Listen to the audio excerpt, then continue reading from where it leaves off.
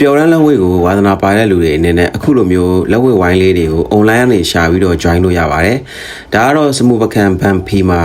ဒီလိုပွဲလေးတွေးလို့ပေါ့နော်ကျွန်တော် online ကတွေးလို့သွားပြီးတော့ကြည်တာဖြစ်ပါတယ်။တေချာလေးလုပ်ထားတာတွေ့ပါတယ်။ဖြော်ပြေးလေးတွေနဲ့ရော presenter MC တွေနဲ့ရောတေချာလေးသူတို့စီစဉ်ပါတယ်။လာတဲ့လူတွေကိုကထိုးကျင်တယ်ဆိုလို့ရှိရင်စရင်ပေးရတယ်။ပြီးရင်ကိုနဲ့ wait and တူတဲ့သူနဲ့တွဲပေးတယ်ပေါ့နော်။3မိနစ်တချီပဲအပျော်ရမ်းထိုးတာဖြစ်ပါတယ်ဘယ်သူမဆိုထိုးလို့ရတယ်ဘေးမှာလည်းသူတို့ ambulance တွေပါတေချာထားပေးတာဖြစ်ပါတယ်ပြီးတော့ organizer တွေက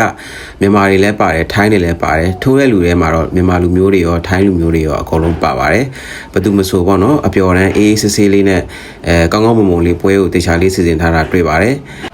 လက်ဝဲဝါသနာပါတဲ့သူတွေအနေနဲ့တော့တစ်ခေါက်လောက်တော့တပွဲလောက်တော့သွား try ကြည့်သင့်ပါတယ်မတော်တဆများကိုနဲ့လက်ဝဲထိုးရမယ့်သူက experience ရှိပြီးတော့လက်ဝဲသမားဖြစ်သွားတယ်ဆိုရင်တော့ကိုယ်ထိုင်နဲ့ကိုယ်ကံပေါ့ဗျာ